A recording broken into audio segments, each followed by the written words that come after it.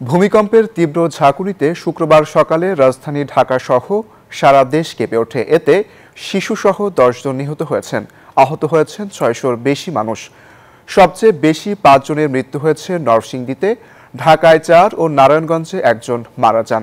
চিকিৎসকরা জানান, আহত ব্যক্তিদের অনেকেই আতঙ্কিত হয়ে লাফিয়ে পড়েছেন।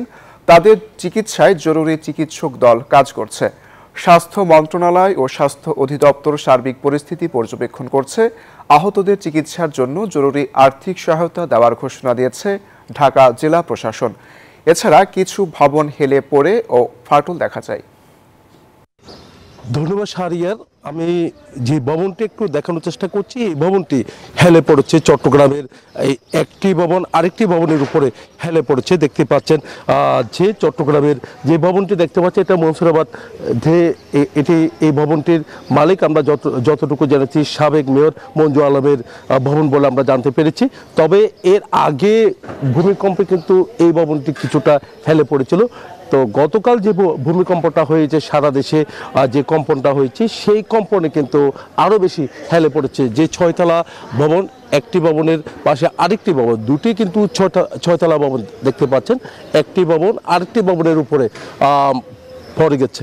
তো এখানে যারা বাসিন্দা আছেন তারা এখনো পর্যন্ত সেখানে বসবাস করছেন। চট্টগ্রাম উন্নয়ন কর্তৃপক্ষ, একই সাথে city corporation, fire service, police, তারা গতকাল এই ভবনটি পরিদর্শন করেছে, হেলে পড়া ভবনটি।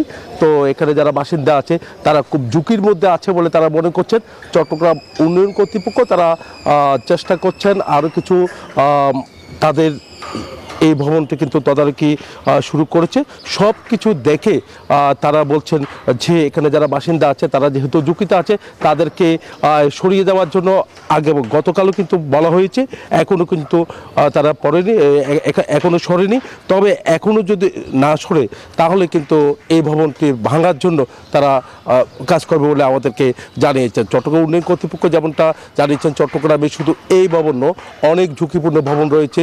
সব ঝুঁকিপূর্ণ ভবন কিন্তু আসলে যারা ভবনে যারা বাসিন্দারা এখনো বসবাস করছেন, সেই বাসিন্দাদের কিন্তু সেই ভবনে না থাকার জন্য আহ্বান জানিয়েছেন। এই ছিল আমার এখানকার সর্বশেষ। ফিরে যাচ্ছে আমার সহকর্মী, অপেক্ষা করছেন নরসিংদীতে হৃদয়ের কাছে। পদ্মা সেতু, মেট্রো রেল এবং এলিভেটেড এক্সপ্রেসওয়ে নির্মাণের গর্বিত অংশীদার বসুন্ধরা সিমেন্ট।